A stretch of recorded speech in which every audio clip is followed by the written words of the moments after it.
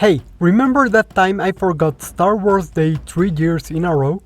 Let's make up for it by looking at one of their most iconic species, Wookiees. Hello everyone, and welcome to the Speculative Wildlife Research Center.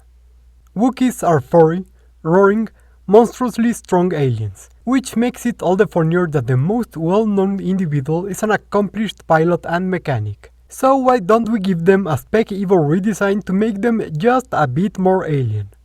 Please consider setting the like and subscribe buttons to light speed if you like this video, or check out some of our other xenobiology videos. And now, without further ado, let's get started.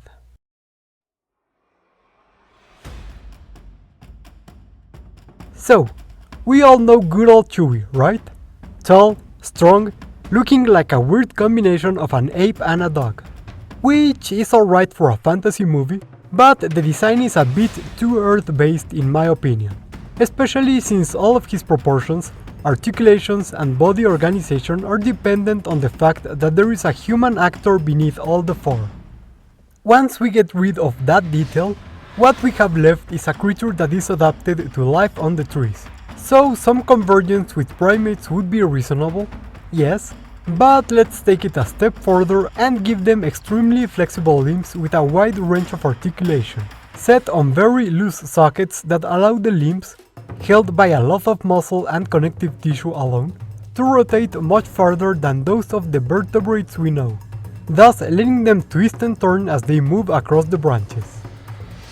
This, of course, would be accompanied by the great strength needed to climb, as well as long bodies and limbs that give them a greater reach, which would, funnily enough, turn out to be just as useful when repairing or operating spaceships.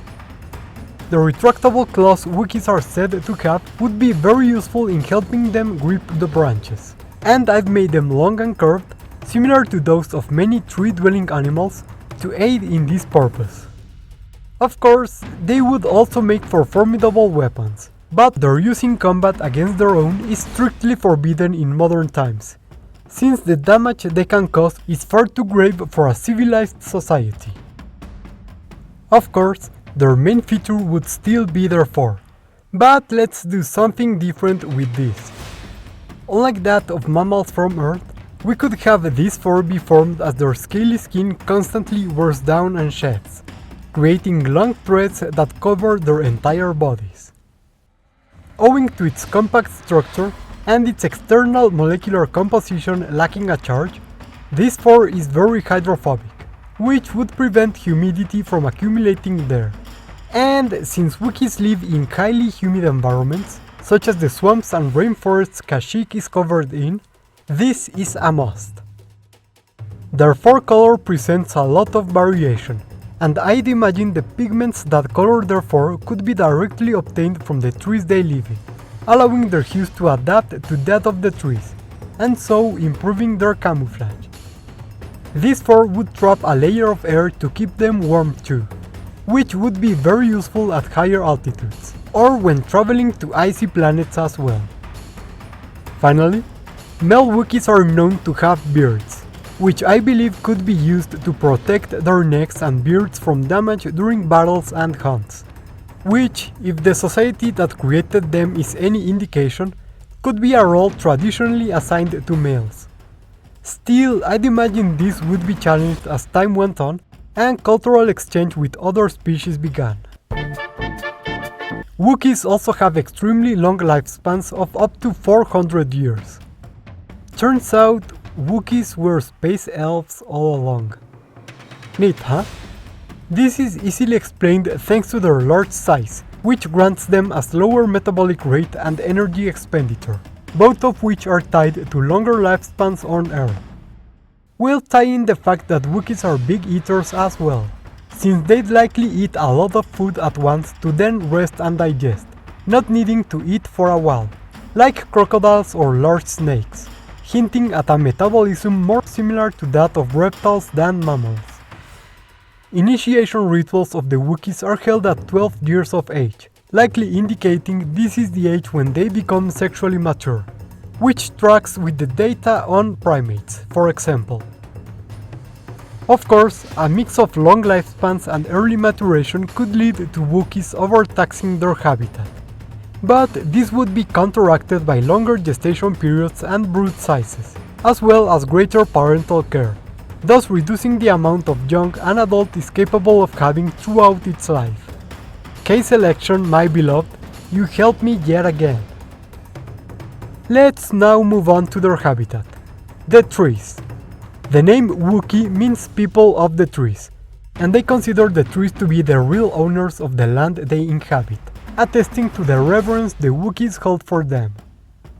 With the adaptations that we've given the Wookiees, it is unlikely they would ever need to leave the trees, being able to get shelter, water and food from the trees themselves, as well as the fibers they use for clothes and ropes, and the wood they make their tools from. While they would be capable of leaving the trees and walking along the ground at will, their lifestyle makes this rather unnecessary for them. Wookiees live in large groups, called groves, and their communal living is a very important part of their culture. Grooming is reserved as a high compliment in their society, meaning it must derive from grooming being used to reinforce hierarchies, something many primates do. As their societies evolved and developed, loyalty would become one of their most valued traits, and, as one could expect from large animals with few predators, they would become a peaceful society with little need for violence, the trees providing them with anything they need. Alas, good nature would only carry them so far, and as societies expanded in search of more and clashed with each other, war would erupt among the Wookiees. Wookiees are said to consult the trees before battle, and while there is certainly a spiritual component to this, they can also learn a lot from the trees that would help them in battle. By looking at the leaves and smaller branches, Wookiees would see the direction and speed of the wind, invaluable in the use of ranged weaponry. Knowing which branches were healthy and strong and which were not would allow them to move more effectively and set traps for the enemy. And the water running through the tree's trunk would tell them what to expect from the weather and the state of the soil and rivers down below. Since the times of war, bravery and strength would become an integral part of their identity as well, and despite their sophistication in times of peace, knowledge of their strength and violent berserker rages, as well as their intimidating appearance, would end up becoming their best known traits, a fame that preceded their encounters with other species in the galaxy.